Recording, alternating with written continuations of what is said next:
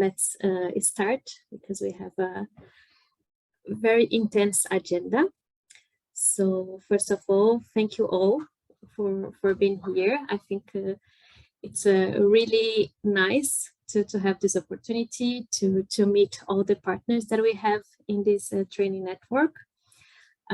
For those that I don't know in person yet, hope to know soon.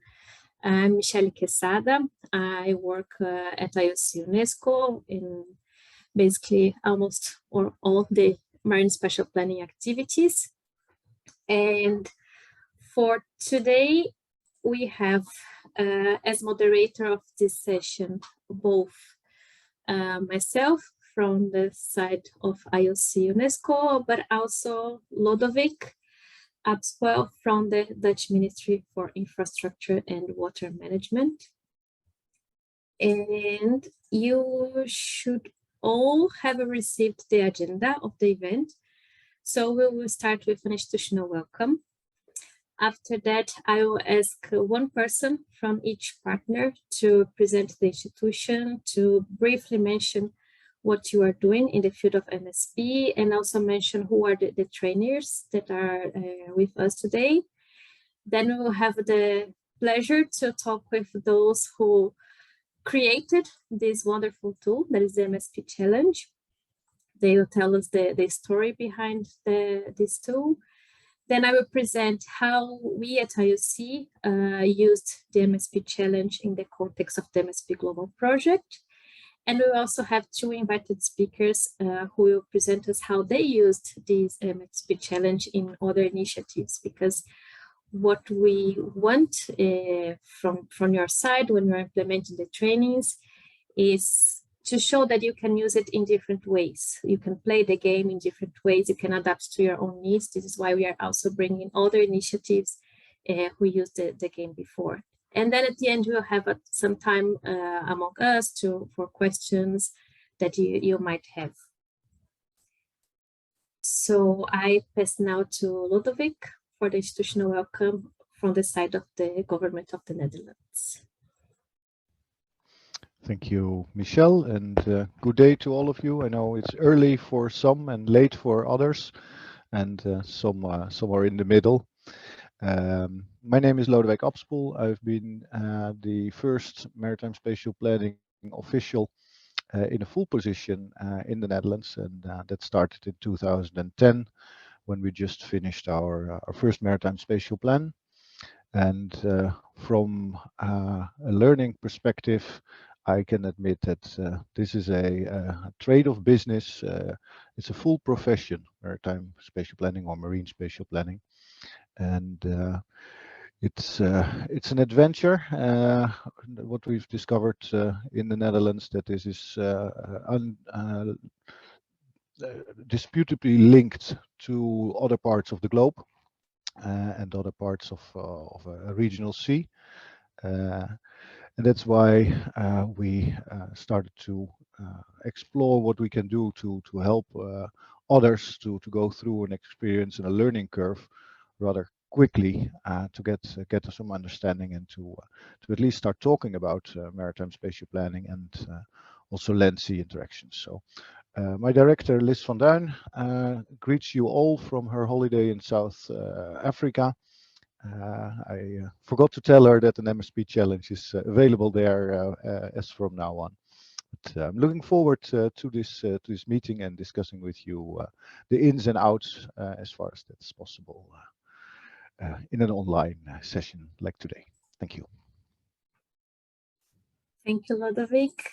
So now I pass the floor to Juan Honco from the European Commission.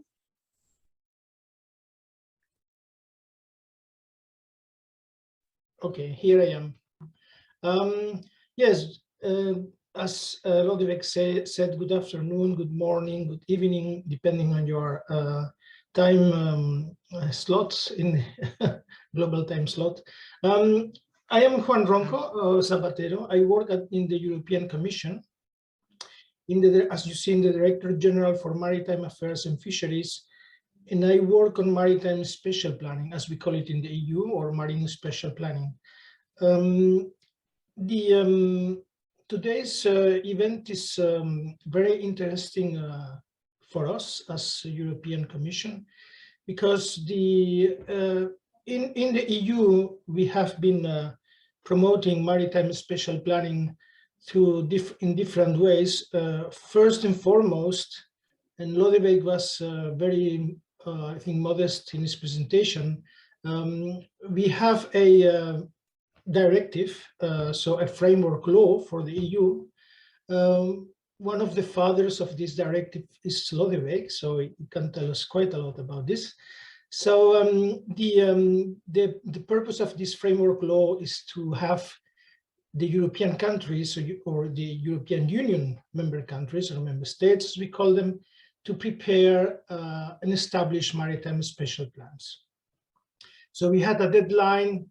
This framework law dates from, or was adopted in 2014, and member states or countries had until last year, March, end of March, to prepare these maritime spatial plans.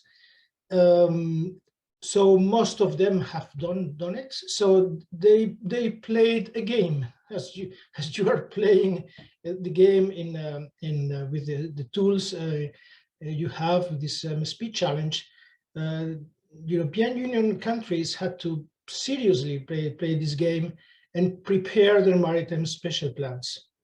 For those of you interested, we have a report. So the Commission, when gathered these plans, had a look at them, and we prepared a report.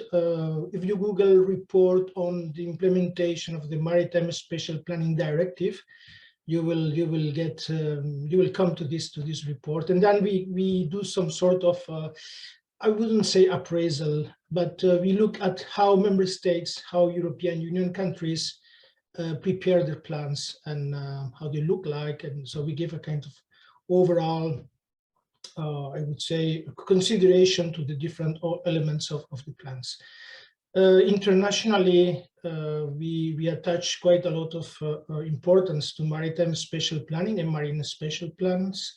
We work very closely with IOC UNESCO for this, and this collaboration or cooperation will continue in the coming year. So in the coming, there's a conference upcoming in Barcelona, an international MSP conference, and you will hear more from us and from IOC UNESCO on this at that conference. Thank you. Thank you, Juan. So now I give the floor to Julian. Thank you very much, Michelle, and good to see you all. Welcome to this Train the Trainer session for the MSP Challenge game. And I apologize about the noise in my office. It's somebody banging on a pipe somewhere in the building, and I can't control that. But anyway, great to see you all and to see the partners. I think it's the first time we actually get the partners of this initiative together as a group. So it's wonderful to see you all. And of course, many of you are not new to the process of MSP. You've been working and you've been promoting and training experts, in your respective regions in some of those areas. When it comes to IOC UNESCO, of course, this is an area where we've been working for over 2 decades. Juan mentioned that we have, of course, since 2017, a very strong partnership with the European Commission and a joint roadmap to accelerate MSP process, which was actually launched at the Paris conference. And some of you who maybe were there would remember that we did also have the first introduction of a MSP challenge game during that session. And it was such a pleasure to see many of you playing with the game and taking different roles in this process, because in the end it is really about creating empathy about the process, the benefits of consultation and conversion towards a common vision of the ocean space, the sea space, and how to to manage these areas. This MSP roadmap, as Juan mentioned, we will launch a revised version of that at the Barcelona conference. But already I can tell you that, of course, the issue of capacity development and awareness is one of the pillars of that roadmap. And this is really where this whole initiative comes together in terms of building a training network on MSP, You may also know that this initiative was put forward as a commitment to the UN Ocean Conference that took place in Lisbon, and also with you as partners, you are also part of this commitment somehow. Of course, this is a tool. This is a tool to expand our understanding about MSP, about different stakeholders, but also enlarging the MSPglobal community of practices. And we very much look forward for this training network to be alive and to be active and really work at the regional level, tailored to the need of local stakeholders.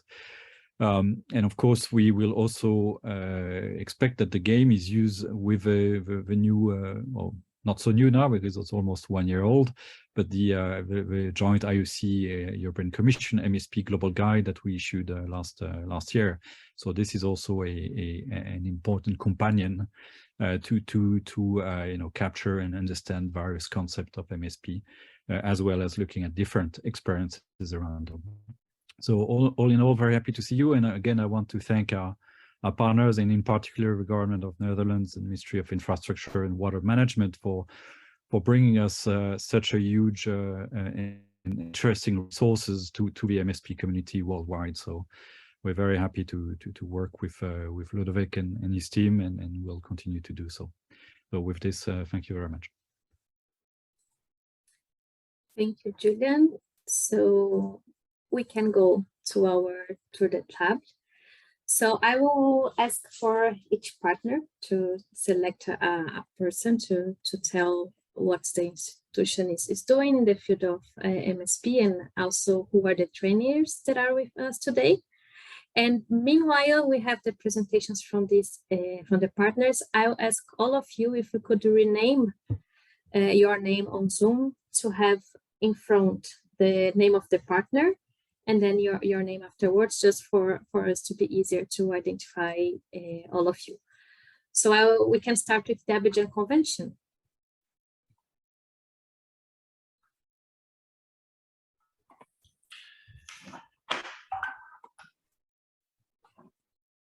Good afternoon, everybody. My name is Aremedin.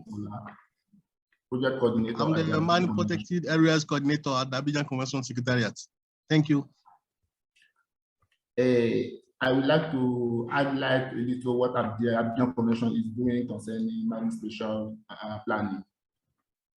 The Abidjan Convention, as you know, is the Convention for Cooperation, Protection, and Management of the Marine and Coastal Environment Zone of the West, Central, and Southern Africa. So Marine Spatial Planning is one of the tools we use for planning the ocean environment. And for now, through the Marine Water Project, we have started the Marine Spatial Planning in Côte d'Ivoire, Ghana, and Togo. Some countries we are doing Marine Spatial Planning. And all our staff, including myself and my colleagues of the Abidjan Convention, will be planners for this Marine Spatial Planning tool. Thank you. Thank you, Jakub and Ariel. So the next institution is the First Institute of Oceanography from the Ministry of Natural Resources in China.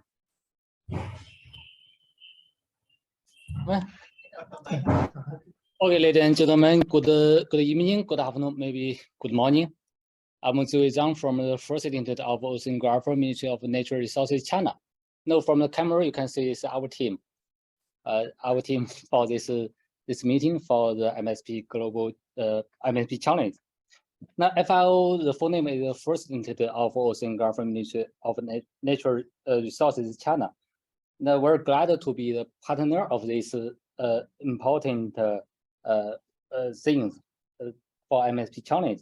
Now, in the last few years, we have devoted our work for MSP, and for me, I'm also a member of the International Expert Group of MSPglobal. I joined the work in the MSPglobal in the last 3 years, and I and our team also were glad or happy to join with the Westpac IOC successfully take charge of a new UN Ocean Decade Active MSP work.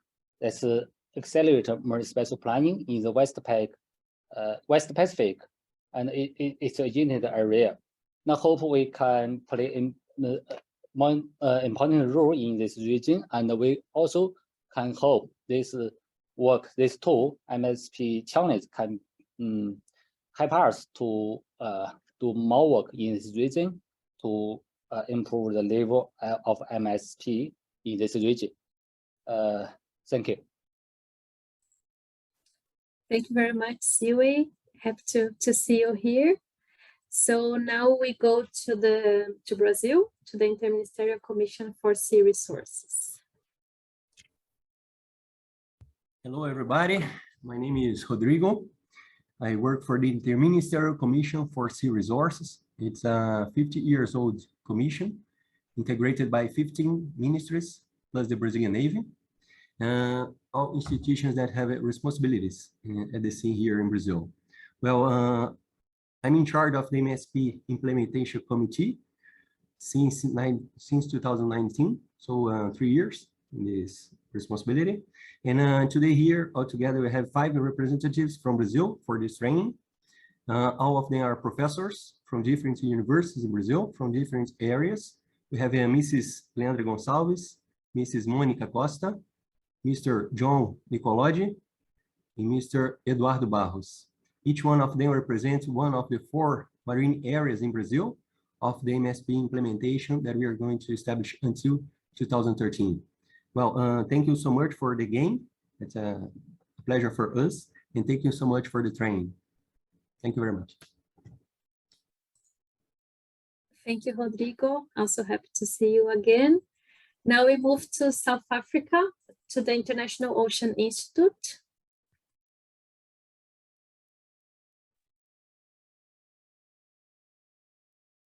Hi, so I'm Shannon Hampton from the International Ocean Institute in South Africa. We are primarily a capacity development organization, so working on building capacity in all aspects of ocean governance, which obviously includes marine spatial planning. And one of our key activities every year is a 4-week course in ocean governance, which we run in September, and which we piloted the MSP game in this year. So that was a nice, practical, fun start to using the game. But we're also working with the Abidjan Convention Secretariat through the Mami Water project and some other projects on developing capacity for marine spatial planning in the Abidjan Convention region. Thank you, Shannon. So still in Africa, we go to the IOC subcommission for Africa and the adjacent island states, IOC Africa. Hello, colleagues. How are you? My name is John Gatia, representing Mika Odido in this meeting.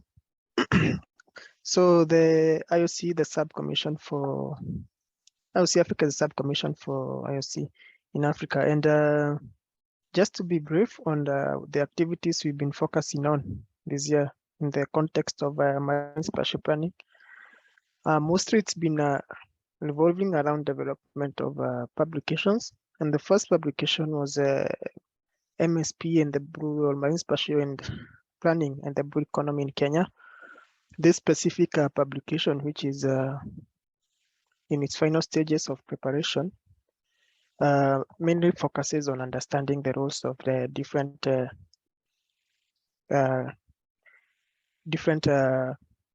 players in the ocean domain in the Kenya. It takes context of different stakeholders, include with the marine perspective, with an economic perspective. The second one is poverty and gender perspectives, and borrowing marine spatial planning lessons in Kenya, Tanzania, and Mozambique. So this one specifically focuses on what would call as the marginal groups. Normally when MSP is being undertaken, there's a high chance that there are certain groups of people who might be forgotten in not included in the entire process. So we conducted case studies in partnership with the SWAM, that's the Swedish Water and Marine, I think, institution, and University of Nairobi in Kenya, and developed case studies. These ones will also be produced, published. The final one is the roadmap to Marine Spatial Planning in Comoros. This one focuses on the entire Marine Spatial Planning process. We had a 4-day workshop in Comoros where we engaged a consultant to bring in the different stakeholders and get their perspectives. And he used a detailed approach where including role plays and etc. To develop a roadmap for Comoros. So all these 3 publications are expected to be released probably in the next 1 month, and we look forward to your inputs in them. Thank you. Thank you, John. Now we cross the ocean again, and we go to the IOC Subcommission for the Caribbean and adjacent regions. Thank you very much for giving me the floor. I'm Jean-Paul Ngoma-Biega. I'm the interim head of the UNESCO IO Caribbean subcommission for the Caribbean, and to be part of this training session, which is extremely important for the development of MSP program in the Caribbean. You all know that our subcommission covers the huge number of small island developing states, which by essence live thanks to the ocean resources, and that's also why MSP is extremely important for the development pathways of the small island developing states. Thank you very much, and over to you. Thank you, Jean-Paul. Now we go to PEMC, to the Partnerships in Environmental Management for Dead Seas of East Asia. Thank you, Michelle. Good evening from the Philippines. My name is Nancy Bermas, representing PEMC. PEMC is a partnership of 11 country partners and 21 non-country partners, and the partnership is tasked to implement the regional strategy called the Sustainable Development Strategy for the Seas of East Asia. With me here are my colleagues, Ms. Daisy Padayao, Ms. Cassandra Tanya, and Ms. Deti Triani. One of the flagship program of PEMC is Integrated Coastal Management, and we use MSP, or Coastal Use Zoning, as a spatial planning tool to assist local governments in their planning process. So we work with local governments, and currently we have established a network of local governments, the PEMC network of local governments, comprising of 57 members from 10 countries. So there are opportunities for us to introduce the MSP planning tool on top of what they're already doing in terms of planning for their coastal and marine areas. And another opportunity for us to be able to introduce or implement the MSP is through the implementation plan that we're preparing for the Sustainable Development Strategy for the Seas of East Asia, where one of the major components is capacity development. So thank you very much for inviting PEMC to be part of this MSP training network. We look forward to learning from and contributing to this learning network. Thank you. Thank you, Nancy. So now we go to CPPS, the Permanent Commission for the South Pacific. I'm just checking actually if Monica is connected.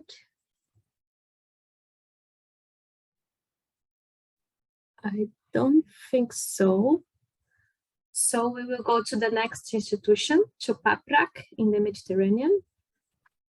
Hello, good afternoon to everyone. Thank you for inviting us to this interesting training. We are from PAPRAC. We are a regional activity center of Mediterranean Action Plan of UN's Environment Program. We are a coastal management center, but increasingly involved in MSP, especially since 2017, when Mediterranean countries adopted the conceptual framework for marine spatial planning.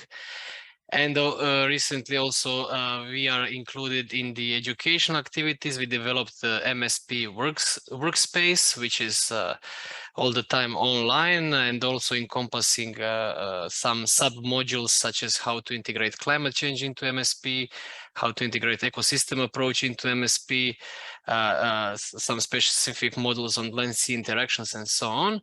I'm here with my colleagues Tea Marasovic and Veronique Envers, and Marina Markovic will join us a bit later, and we are all delighted to be here, and we wish you a good work. Thank you. Thank you, Ivan. And now we move to PERSGA, to the Regional Organization for the Conservation of the Environment of the Red Sea and Gulf of Aden. Hello. This is Mohammed Ismail from PERSGA, the regional organization for the conservation of the Red Sea and Gulf of Aden. PERSGA involved 7 different countries bordering the Red Sea and Gulf of Aden, and we thank you very much for the game. We are in the process of establishing our first MSP unit in the region at PERSGA, so the game become really handy in introducing the concept and hopefully conducting further training for the member states. Thank you very much. Thank you, Mohammed. Now we go to Russia, to the Scientific and Research Institute of Marine Spatial Planning, Ermak Northwest.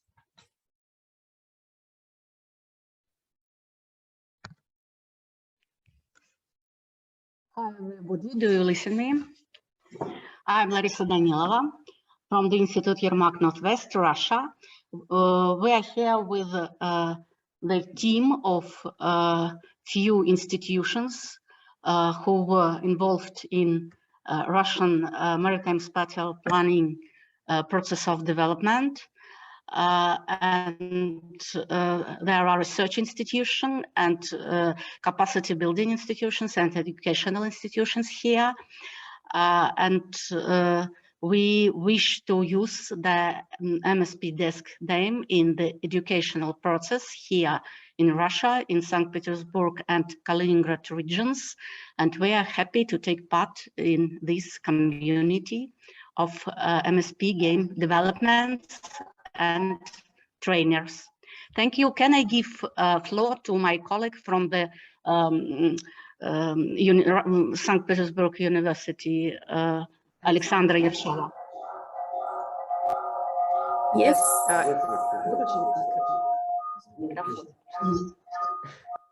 Just a few words about our university. Me, Alexandra Yershova, and Vera Semyoshenkova. We are university teachers. We are associate professors. And just a few words, we took part in a very important project that was completed last year. That was devoted to the development of the MSP roadmap for Russia. And now we are involved in the educational work, so we will use this training in our work with the students in the area of oceanology and marine sciences. Thank you. Thank you, Alexandra. We had some problem, but I think we could understand you.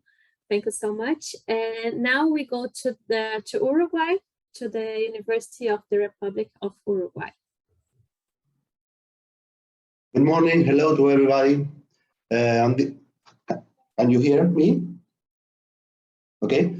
So on this side of the screen, we are in Uruguay, and we are part of the University of the Republic. Here with me is Dr. Carlos Santos. He's an anthropologist. Luciana Echeverria, she's an architect. And myself, Daniel, I am a marine biologist, and we are part, together with other colleagues from different services of the university, of the Integrated Coastal Management Center. And our main research is integrated coastal management, but also marine spatial planning is also one of the lines under development. And also together with people from southern Brazil, particularly from the University of Santa Catarina, we also have a NOTICA training center, and one of the main focus of the training center is the marine spatial planning. We already have delivered a couple of times in the last 2 years a course on marine spatial planning, and this is mainly delivered for people from the government and other stakeholders. So we expect that that this challenge, this game, will help us to improve our activities in teaching at the university, but also in linking the activities to the people at the government and other stakeholders. So it's a pleasure to be with you and trying to cooperate with our people around the world. Thank you. Thank you, Daniel. We also have guests from Aruba. So the government of the Netherlands also asked us to include our colleagues from there because they will also use the MSP challenge. So I don't know exactly who will present the initiative. Hi, Juliette Carvajal from Aruba, Senior Policy Advisor for the Ministry of Nature. We also have our lead policy advisor, Ms. Andrina Dirks, here with us today. We also have the Directorate for Nature and Environment, Ms. Oriana Wouters. Our Directorate of Shipping is also joining us, Ms. Kelly. And as well, our Marine Park Interim Manager, Ms. Siske van der Wal.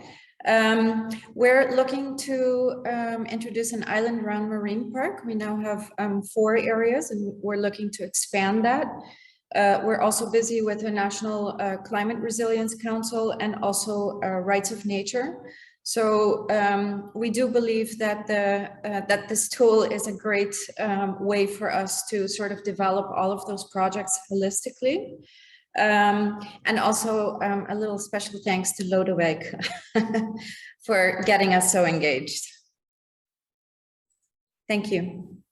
Thank you, Juliette. So I think we now know each other, at least a bit. Hope next time we can do it in person. So now we will move to the next session to learn more about the tool that you use.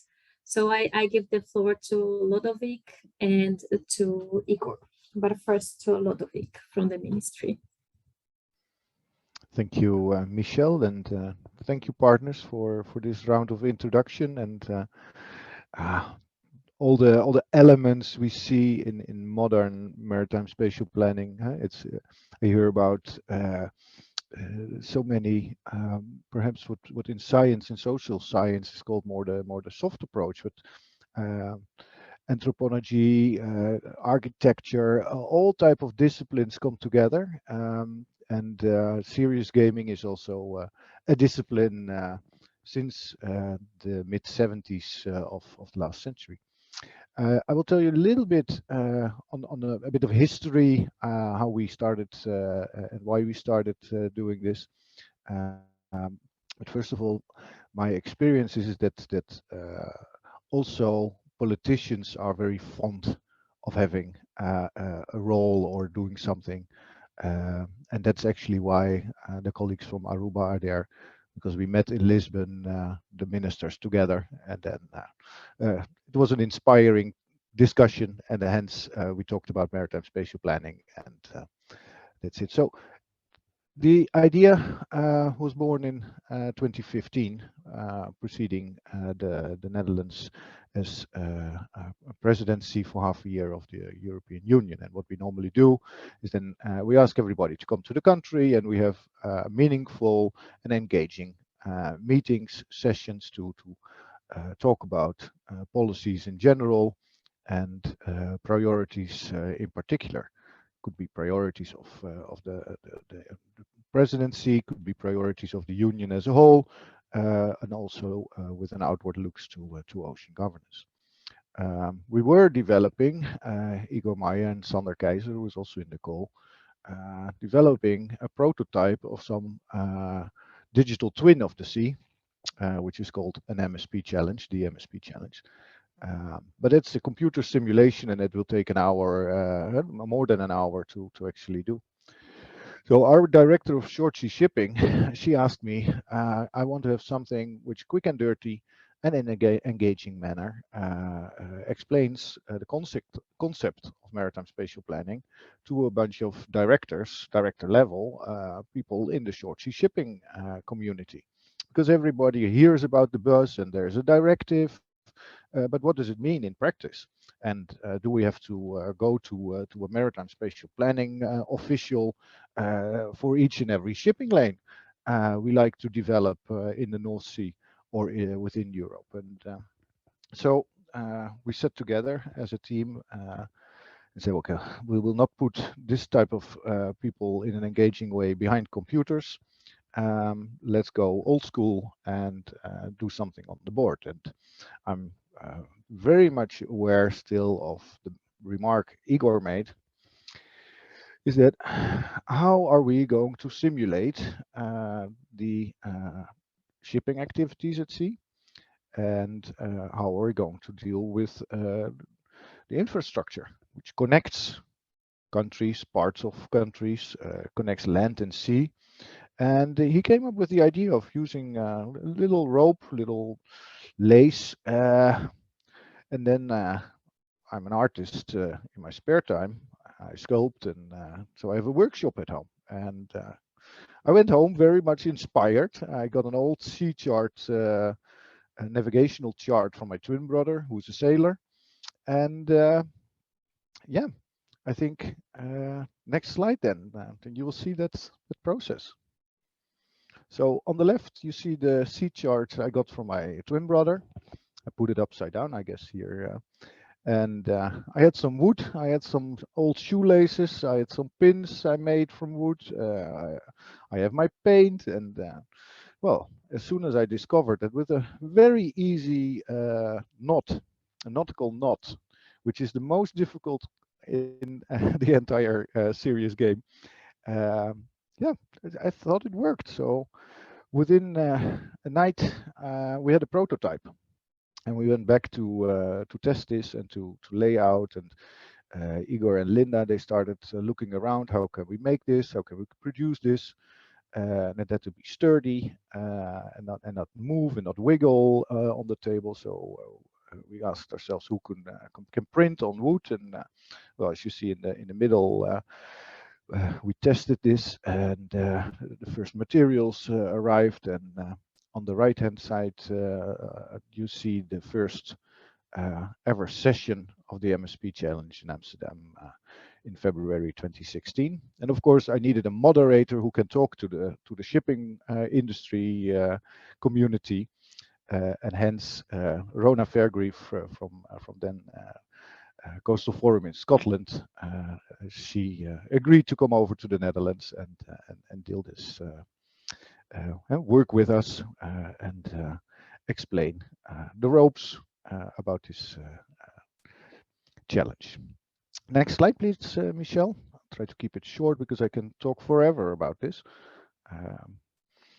So we thought it was a success, and we got a brilliant responses. And my director of shipping, she told me, yes, now I finally spoke to my French colleague, which she couldn't get a meeting with otherwise. And so that those things happen too. It's not only the in experience, the in-game results, but also what's happening outside. So we thought, okay, if this is a great concept, why not move on to what we call blue growth, or what we back then called blue growth, to see if we can expand to all aspects of maritime marine spatial planning. Andrei Abramovic, he asked, okay, can I have this in Spain? And I said, can I translate it into Spanish? I said, well, you can do an attempt. And many more questions arised. So somebody wanted to play in Varna in Bulgaria. So they tried and tested some tourism and artificial reefs elements. And well, we sent the 70 kilos of wood and other materials. We sent it around, wrapped up in bags, and it ended up in Canada and Norway. And at the end of the day, now 3 are residing in Belgium and Sweden and at the University of Applied Science here in the Netherlands, in Leeuwarden. So why Belgium? I'm not telling you everything what's on the slides. I'm just giving you a bit of a flavor. Our Belgian neighbors, there's the south of the Netherlands, we find Belgium, they started a new process on marine spatial planning. And their minister, he wanted to have all the stakeholders around one table. Instead of them coming on Monday, the fishermen, on Tuesday, the environment people, on Wednesday, the shipping, and so on. And on Thursday, the energy, and in the weekend, everybody else. So he invited us. We went to Ghent with 3 board sessions. And the minister, he just popped up next to me when I was moderating a session, and he was looking so happy. So he said to me, yeah, now I have all the stakeholders around one table, and now it will work. Next slide, please. So some evidence. We always like to work with scientists and close the science policy gap if that exists, or at least build up this profession with enough scientific evidence. And then we decided also to see if we can capture what this serious gaming in marine spatial planning, if it works, and in particular if this tool, the MSP challenge board game, if that would work. So Sander and Malena, both doing a PhD on the topic, they started to work with this, and they created a questionnaire, both for the moderators, both for the participants, which is available to you. We can discuss later on in the Q&A if you like that, or if you have questions around it. We don't intend to publish anymore, so we didn't ask you to do this as part of the commitment we're on jointly. But if you like, you can of course always publish on what you've learned and seen, and how does this work in your part of the world. So the other thing is that we wanted to see, okay, how can we give some feedback to the participants? I always call them participants, participant players, and these type of things. So maybe you can start the movie in the next slide, Michelle.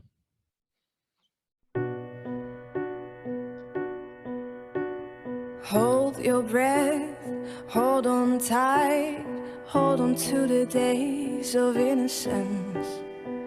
A tidal wave on its way, but I won't close my eyes in ignorance. All those colors inside of you, drowning in a world of blue.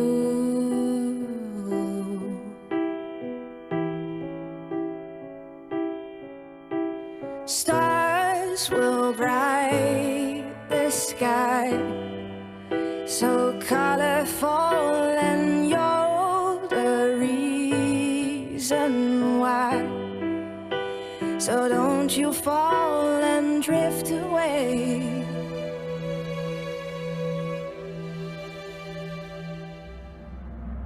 Believe in dreams, though it seems they've never made the sun come out. Don't lose sight in dark of night, 'cause you're the light to break the cloud. All these colors are part of you. Dive into this world out. Yeah, thank you, Michelle, and thank you, Sander, We need everybody's talent and enthusiasm to get this done. And I remember trying to get the camera to make the snapshots on the roof was a big challenge, and I'm glad no accident happened back then. So then the IOC UNESCO team for MSPglobal, they said, okay, can you come to Paris? And I asked, do you want a moderator, professional one? They said, no, we want you. And the session we had in April or March 2017, what broadcasted live, and we had VIP players around the table, but also a group of enthusiastic observers. And I don't like so much observers when we are doing an exercise, so I gave them a board so they could play civil society around. And I remember the ones being engaged in the exercise, they didn't notice that the public, the audience, was looking over their shoulder to see if they came to a good result for both ecology and economy. And then with all the experiences of shipping too big and heavy wooden boxes and plates, the idea was born, okay, can we or can we not make this in a travel format for going global, knowing that translations were easily to be made. And so I'm very grateful to Michel and to all others who have helped doing these translations. In the meantime, Igor, he already had a project in China and asked, okay, can we develop more tokens? Can we expand this sea? It was also the idea, okay, can we do this in a smaller setting, a larger setting? So now you can choose the size of your sea to play with squares of 3 nautical miles up to 24. We've been updating the handbook. I had a lot of fun making some tutorials for you to see. And yeah, so I think basically if something is fun, you learn better. And with that, I'd like to hand over to Igor, the professor in serious gaming, whom I met in 2010 and have worked with ever since with great pleasure. Thank you. Hi, good day to you all. I hope you can hear me well. Okay, well, otherwise give me some hand signal or something like that if it doesn't work. Michele, I think how are we doing on time? Yeah, I think got like 15 minutes. We are a bit late, but we are fine. Yes. Okay. Now, well, what I want to do is to just pick up a few concepts. I think that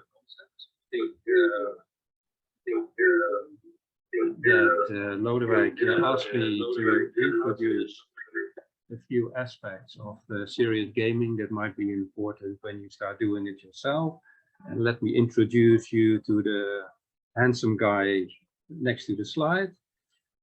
He is a so-called dungeon master, also called a game facilitator. So I guess that this is a train the trainer session. This is your future you, in the sense that you will step into the role of a game master and guiding the participants through the game experience in order to create some learning. And yeah, the role of a game facilitator or doing game facilitation is actually very interesting and is a profession and a discipline by itself. So if you want to know more about it, I would certainly recommend you to find the professional communities in order to pick up the skills, the techniques and the skills and tools to improve them. So one of the questions is, what does a game facilitator actually do? Well, a game facilitator does a lot, from already the preparation, setting up everything from a game, arranging the rooms, the technology, making sure that the participants are there, but certainly also the briefing of the game, which is the instructions of what the game is about and how that works with the game rules, and being in charge of the whole entire game process. So managing the time, the logistics, all the steps and the objectives. But I want to pick out mainly also the part of the debriefing, because that is also where the learning for the players occurs. The transfer from what happened in the game to actually what does it mean for reality. In starting to do itself, it is super important that you have a good preparation of everything that you're going to do, but it also requires some experience and practice, and certainly also some understanding of the complexity of the topic.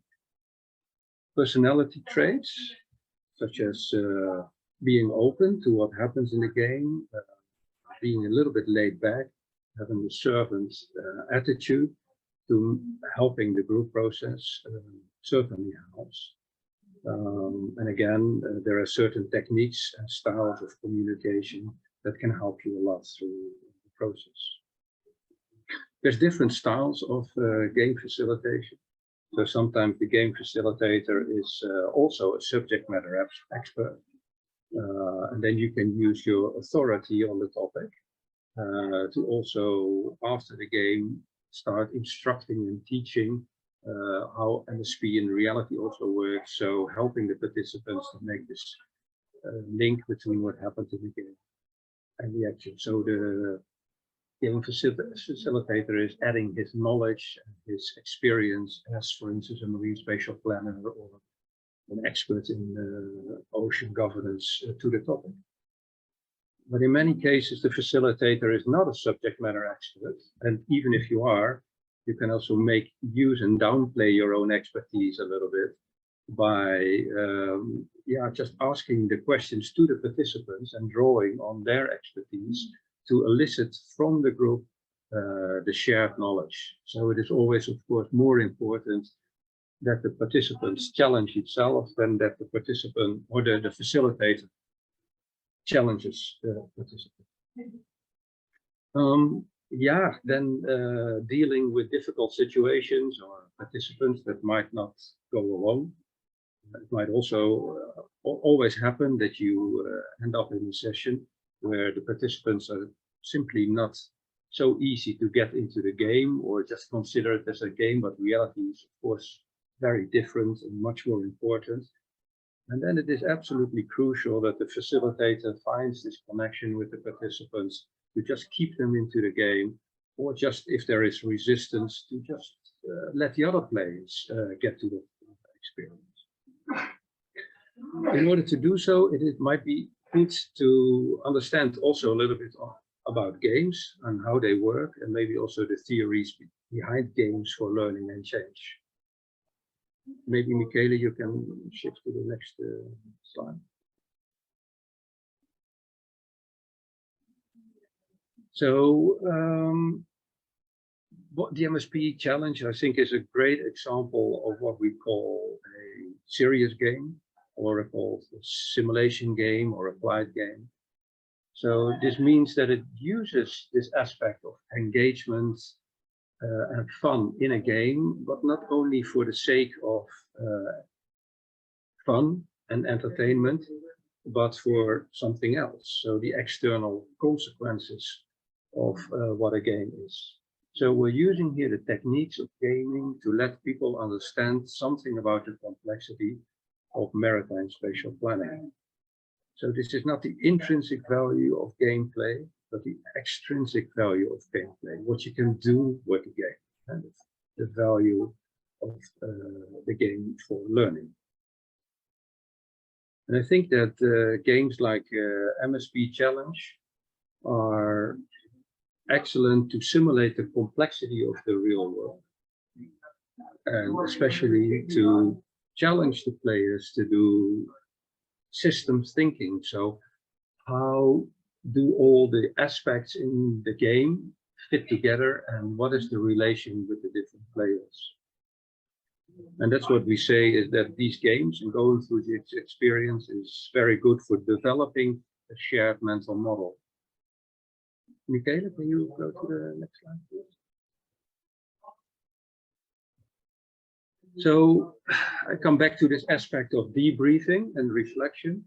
And debriefing is one of the most important tasks of a game facilitator, so-called moderator, and some of the gaming experts, they would say that actually the game experience or the simulation game itself is merely an excuse for the debriefing. And the debriefing is, of course, the post-game reflections. So the discussions that the experts and the moderators have with the players to create some shared understanding of what happened in the game. During the debriefing, of course, the participants are asked to step out of the game. So they're not longer in their role inside the game, following the game rules, but the game has ended and they are now asked to make this transfer between the experiences that they had in the game and what it means for real life. That is actually one of the most important aspects of game-based learning. And I think if you go through the manuals and the instructor things, you will find some clues on the questions that you can ask the participants in order to help them elicit that shared mental model or to construct that knowledge of what happened in the game and what does it mean for reality. You see here a few examples, I don't have to read them, of the systematic questions that you can ask to the participants in order to help them to come to that point where they get a shared meaning of what happened in the game. And of course, you can also vary with it. The debriefing doesn't only have to be at the end, but you can also stop the game at certain moments. And you will see in the instructor manual that the MSP challenge already gives you some guidance on that. So for instance, after half an hour or an hour of playing, you ask the participants to stop for a moment, you freeze it, and then you ask a number of questions to see what has happened, what the participants have done, how they experience the results. But so, certainly also the next question, if they find possibilities to improve. So can you do better or different in the next round? Michele, maybe the next slide. So you might face also with participants in a group that want to know more about how it works. So maybe you want to get that insight yourself, and there's a whole bunch of theories and books on how this works, how you can set up this moderation of games and how that relates to theories. And I just want to pick out one or two, and there I stop, Michele, also for the sake of time. In the literature on organizational learning, this might be called experiential learning, experience as the source of learning and development. And you see the book of one of the experts who promoted this on the left side.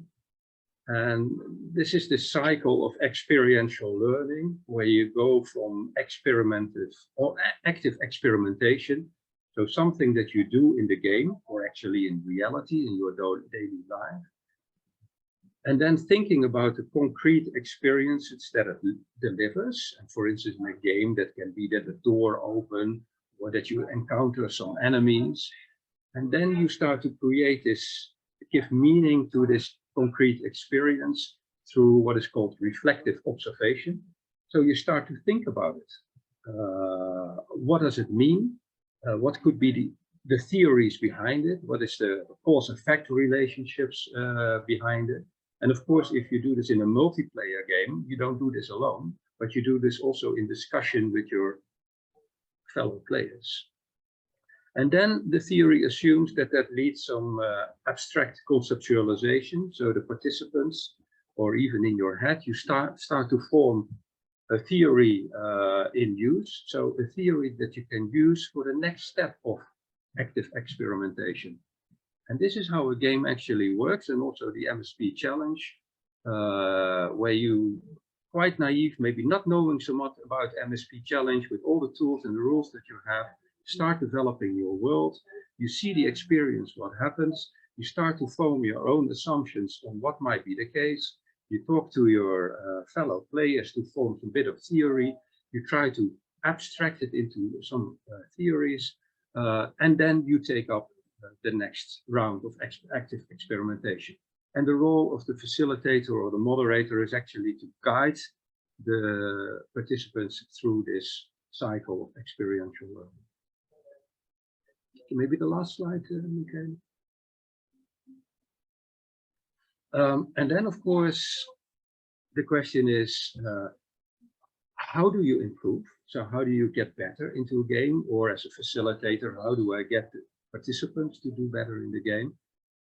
And there's also a lot of theories and insights that you could use, but maybe one of the more useful theories is this theory of single, double, and triple loop learning.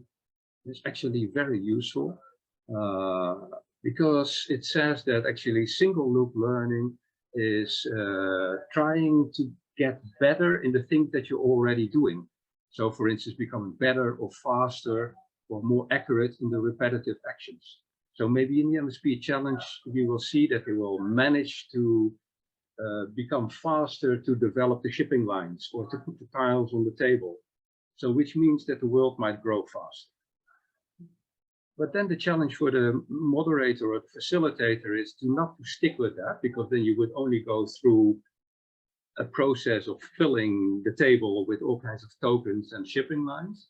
It is especially also this double loop learning where you challenge the players to completely rethink or make or adjust their game strategies.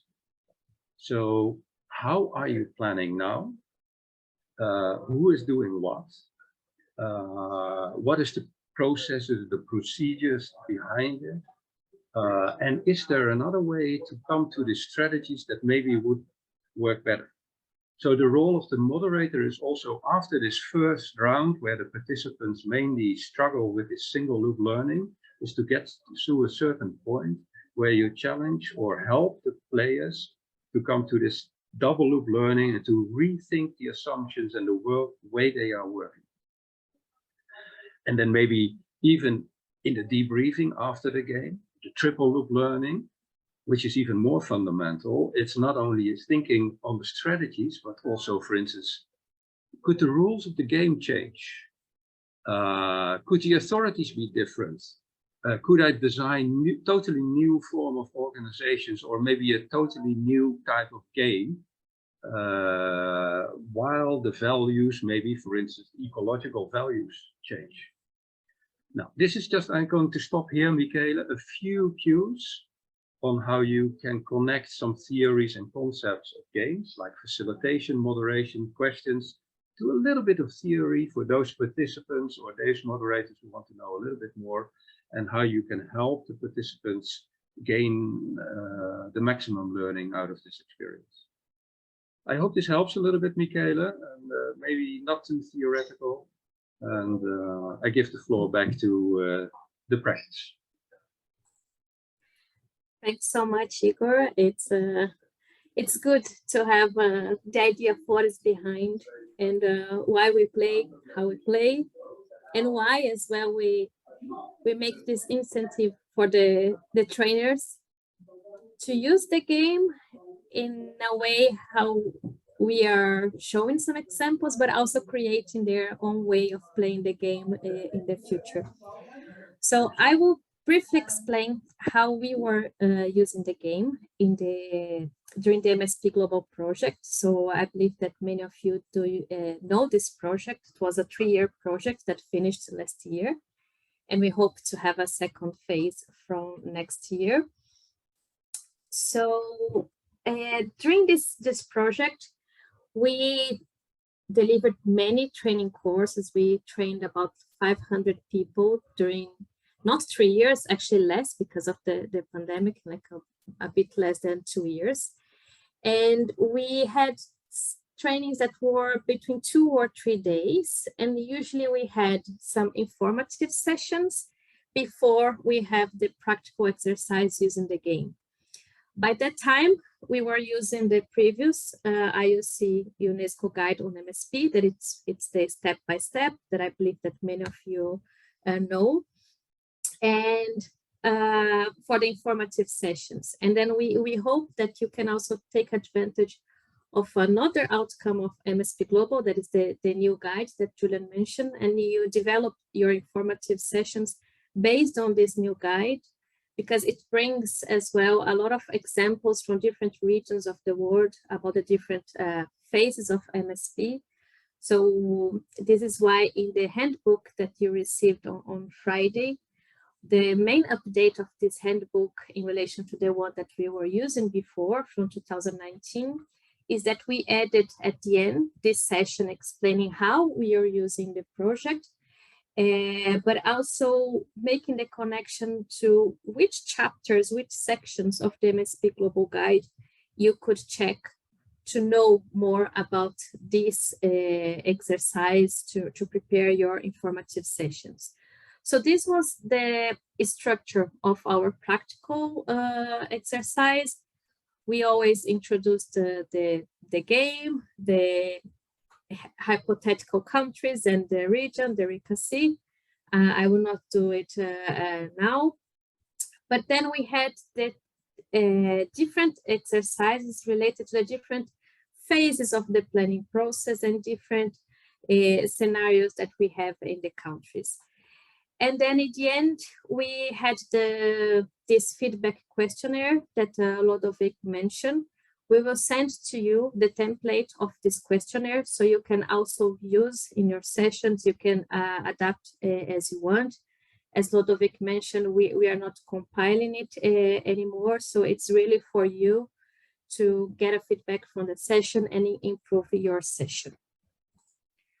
So let's go to the first exercise that we were doing. For us, it was really important to have a more structured way of planning, of using the game, not going directly to a more hands-on exercise, but really making the players to develop a strategy of marine spatial planning before going to the board game. So we were all the time making the parallel with the IOC UNESCO guidance on MSP. And one of the first things that you have there is to develop your MSP team. So we were using the material of the game to ask the players, the participants of the trainings, to pick up a role that they would play in the game. Our suggestion was almost always to ask people to have a role different from the role that you usually have. So if someone working with fisheries, this person should work during the game, for example, with ports or with tourism, something different, also to feel a bit the experience of the other sector. Then after dividing the participants in the 3 countries and dividing the roles, we asked the participants to develop a strategy for each country. So each country should define a vision for their planning area, objectives, take into account the 3 pillars of sustainable development. So they should identify ecologic, economic, and social objectives for the short and long term. And then for each objective, they should identify what would be the actions to achieve those objectives, what would be the key actors to engage to achieve these objectives, because we are talking about MSP, we are talking about a multi-stakeholder and multi-sectorial process. And they should also identify some indicators to monitor your objectives. So we were doing all this with flip charts and post-its before moving to the board game. Also before moving to the board game, with the idea of simulate the lack of integration that is still going on in many of the countries, we had this sectoral planning exercise where we printed the map of the board game in an A4 sheet, for example, and we asked each player to work individually. Okay, I'm representing now the fisheries. I will draw on my map what are the key areas for fisheries. And then the other person would do the same for offshore wind, for oil and gas, and so on. And then just a second, let me mute Okay. Then after that, we would ask the players to using the same map to draw different. For example, if it was before drawing as an X, drawing as an F, what would be the potential areas of development for that sector? And of course, the person playing the nature would identify the existing protected areas and then the potential protected areas. And the planner in this exercise, in the first part of the existing conditions, the person would need to check if the players are taking into account the information that you already received from your country, because in the game material, you have some country profiles with some things already defined. So that they should take this into account to draw where the activity is happening. And then for the future conditions, the areas of the potential development, they should take into account what they decided before in the pre-planning exercise, according to the objectives that they are trying to achieve with MSP. Then with these maps, we invited the players to go finally to the board game. This is the moment that everybody is usually expecting for, to place on the board game the existing conditions and the future conditions. For those who already received the game, you see that each token represents a different activity or a different ecosystem, a different species. You have two sides. One is the colorful side, where you have the drawing in white, and the other is the opposite. You have the white background with the drawing in a specific color. So you are saying, okay, use the colorful token to represent the existing condition, and then the white part to represent the future condition. And of course, what happens when you don't have integration and that you see the sectors, they selected the same area for different developments or conflict between development and conservation. So this is where the negotiation starts among the players. And this is also when the role of the planner of each country is really important for moderating this negotiation. Then another type of exercise that we always had, it was related to the definition of the exclusive economic zone. Because in the board game, you have the definition of the territorial sea, but you don't have a clear definition of between the three countries. So meanwhile, you have some players around the board game placing the tokens. We ask the planner of each country to select a person. It can be the planner itself, or for example, a representative of defense, of Navy, to go to a parallel meeting that we call the RICAC Committee of Boundaries meeting. And for these three representatives agree on the border between the three countries. Then we make them sign the agreement. And then after this agreement, they need to show to all the participants what was the new boundaries for the region. We do that because still we have many sea basins where the maritime borders are not defined. So this is a way to simulate this kind of situation. And then, of course, some countries, they will need to adjust the plan because maybe they were planning to develop an area that nowadays is not more part of their maritime territory. So we had this type of exercise to simulate these as well. Another type of exercise that we did is that one of the additions of the MSP Global Edition was the tokens of the Sustainable Development Goals. So after running the game, usually we projected the 17 SDGs, and then we asked each country to take the SDG tokens and then identify in their plans which areas are contributing to the different SDGs. So for example, here you have an area for offshore wind. So then they identified as an area that is contributing for the SDG related to clean energy. And then here you have an area that was identified as potential development for aquaculture. Then they identified these as connected with the SDG Zero Hunger. So this is to, again, simulate the idea of national plans, but connected with international commitments. Another type of exercise that can be done, it's, okay, you have the national plans, but the idea of transboundary MSP is the development of national plans that are coherent across borders. So we ask the players to think about a common vision for the RICA-C, to think about transboundary objectives, and to include this in the plan. So one way of doing it, in case you don't have much time, could be just at the end in the debriefing, simply asking the players to analyze what are the transboundary issues that they can see on the board game, and then ask them if the plans are coherent across borders. Maybe you have oil and gas just side by side with aquaculture. So make them reflect about the importance of transboundary MSP. So very briefly, this is how we used in the project. And now we'll have our invited guests to tell a bit more about their experience as well.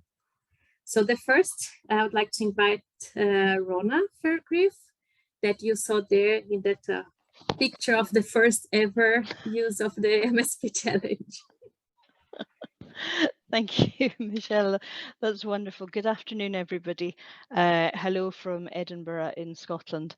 Next slide, please. I have had a long involvement, very privileged to have had a long involvement with the development of the MSP Challenge board game from before 2016, but much of it came together under this project, which was funded by the European Union, called SimCelt.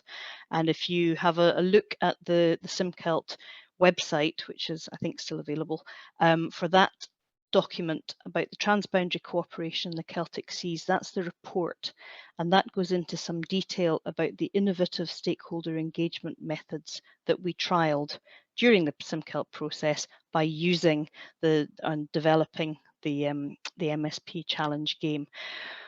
We needed something that could involve stakeholders who had some little or absolutely no knowledge about what maritime spatial planning might be, but we needed to get them around a table because the Scottish Government, for whom I worked at the time, was promoting the idea of a national marine plan, but ultimately regional marine plans at different areas and different stages around the Scottish coast.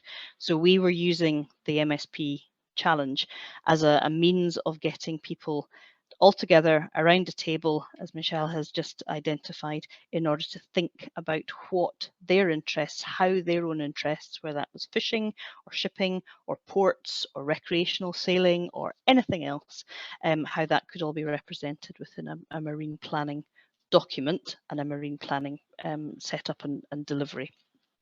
Okay, next slide, please. So our MSP, the version of the MSP challenge, the global MSP challenge that you have, started off various iterations ago, various versions ago, but it has consistently rolled through. And the fundamental aspects that Lodewijk and Igor outlined are that you have 3 neighbouring administrations, and they can be at any scale or any level. They could be local municipalities, they could be different parts of the same country, different regions, they could be different countries sharing a sea basin. The wonderful thing about the game is that it can scale up and scale back down. But there are some fundamentals that I use whenever I'm playing games with people, that each administration has to have a marine planner and a nature conservation advisor, and the creative and dynamic tension between these 2 areas or these 2 roles often drive the rest of the game. The marine planner, as you can see, has to give their permission for developments to take place, ideally with the agreement of the nature conservation advisor. But sometimes if you're thinking about blue economy or blue growth aspects, if there is an opportunity for overriding or the overriding public interest test can trump a marine protected area designation. We play a number of different scenarios, which I'm just going to explain briefly, but one of the most successful is about offshore wind. And where you have potential areas of good wind resource, it's not uncommon in real life, as well as in gameplay, to have one or two developers vying for the best places. And that's where other communities of interest can come in, because it's the planning gain that can be associated with what local communities or what other sectors get out of a proposal for developing an offshore area that can also be tested. And onshore supporting infrastructure needs to be considered too. So we are addressing the land-sea interface, so that everything that takes place offshore has to be tied back onto land, and many things that take place on land have a direct impact on what happens offshore as well. The game is absolutely superb for testing what happens onshore and the effects that it may have on land, what happens offshore and on land as well. Okay, next slide, please. Which should be, I hope, yes, this is an example scenario. This is something that I quite often play because it's very appropriate to how things are being developed around the UK at the moment, particularly in Scotland, where we have a huge amount of offshore wind resource and many developers pursuing the best spots for their sorts of new technological developments, whether it's fixed monopile wind farms or increasingly looking at floating offshore wind farms in deeper areas where there are different aspects that need to be tested in terms of the connectivity with other activities taking place. So this scenario is basically a case of finding 50 squares in white areas which signify depth of over 50 meters for floating offshore wind farms. And you can see the different bullet points there, which just set the parameters for some of the games, for some of the game rules. The big thing that you understand at the bottom is players can introduce different innovations. You can let their imaginations run free. They can bring their own experiences to the boards, but the facilitator has the final word on what can and cannot work. Next slide, please. Finally, this is my last slide. This shows a variety of different photographs from different games over the years, but the big one in the top left-hand corner is from an inward mission from Namibia, who came to Scotland in 2017, I think, 17 or 18. And they were looking at marine spatial planning and how it relates to deep sea mining. So we are looking at a variety of different activities that are taking place, some of which, as in Scotland's case, we don't do deep sea mining at the moment, but we are looking ahead to see what might happen. And the plan for the game is that it is wonderful for accommodating new activities taking place within the offshore environment, as well as established ones as well. That's it. I'm done. I'll hand over to Marlene for the next stage. Thank you, Rona. Now I give the floor to Malina Ripken. That it's one of those brave that translated the results of the MSP challenge into scientific articles and is working a lot with capacity development. Thank you so much, Michelle. And I'm very excited to be here today to talk about my experience using the game in higher education. So I think I've been using the game in teaching since 2016. So basically what I do is I use the game in two different circumstances. One is to use it in my regular MSP lectures. So it's basically fully embedded in my teaching curricula. And on the other hand, I also use it for summer schools, events with students. So you can just see a couple of pictures when I use it with students. Sometimes it's larger groups, sometimes it's smaller groups. But overall, I can tell you that I really, really love using this game. I think it's extremely flexible because, like, as a teacher, I'm a teacher and researcher at the University of Oldenburg, that I have the luxury of that I can either play the game for 2 hours, I can play it for an entire day if I want, or even for an entire week if I feel like. So that's what I really love about the game. That's extremely flexible. Next slide, please. And what I would like to show you here is that how I embed the board game into my teaching. So basically, I teach a module. It's called Planning and Management of Coastal Zones and Sea Basins. It's 2 different lectures. One is Marine Spatial Planning, and the other lecture is Integrated Coastal Zone Management. So basically, it's a 14-week class taking place every winter semester. It's actually starting next week, as we are starting the winter semester next week. And it has a lot of different lectures. It has tasks for the students, and it's, as I said, 2 lectures each week. And what I try to do, I try to use the game at the very beginning of my lecture series. So you can see it usually in week 2 when the students have very, very limited knowledge about MSP, and I just throw them in there with limited knowledge, and they start to learn about the different activities at sea, how complex it is, how busy it is. And then again, I try to use the game again towards the end of my lecture series, which is usually week 12, week 13. So it's usually around January or February. And you can see a lot of changes. Like seriously, my students, they begin to talk the MSP language. They use the different terms. They use like terms and activities, multi-use. They talk about the ecosystem-based approach. They really discuss land sea interaction, like Rona mentioned. And what I also love about this game, it really allows mistakes and innovation. So players learn about different rules, the responsibilities, limitations. And overall, I can tell you that the students really, really love playing the game, especially if you play it twice, like towards the beginning of the lecture series with limited knowledge, and then again towards the end, when they can really have MSP knowledge and implement it into the game. Next slide, please. This is just, you don't have to read it in detail, but I just want to briefly talk about learning objectives and competences. So of course, as a teacher, I start out my lectures while defining like learning objectives, competences. And I just want to show you that the board game is actually contributing to all of the different competences. So if you just look at the right figure, so it's like what I was hoping, like after attending the module, the students should do or can, and then there are professional competences, personal competences, social communicative competences, and methodological competencies.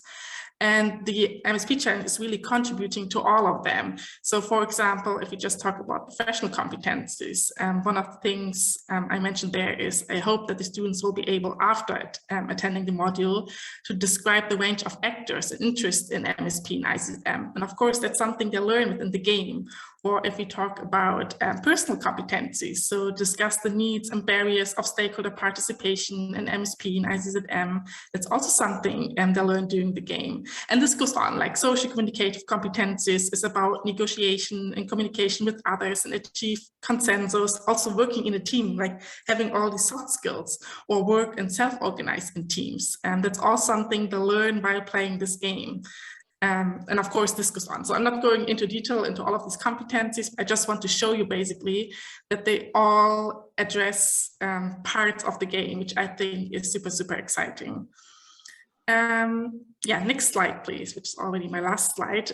So over time, I'm not only playing with the students, but we also meet up with other students. So for example, from different universities, we have a session once a year. That was all pre-COVID, of course, because it has been very difficult to play it with students during COVID.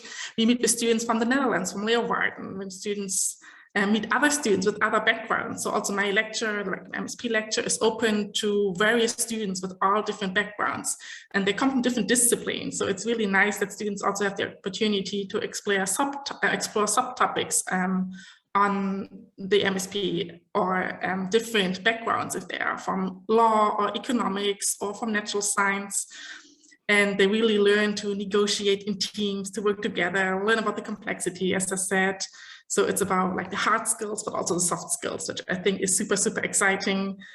And yeah, actually, so we are going to use the game in education again in 2 weeks from now with my lecture. And in 3 weeks, we are playing it at a summer school, or autumn school rather, because it's already October, in Belfast. And I think we will have over 30 students, and this will be a special session because the students are going to play it with politicians from Northern Ireland. So it's also an option to not just play it among students, but also bring in people, practitioners, politicians from the outside. And there's also like this mutual learning effect in the end. Yeah. that's all I prepared. So thank you very much for having me here today. Thank you, Malena. Thank you, Rona, for sharing your experience, different ways of using the game. I would say that they complement each other.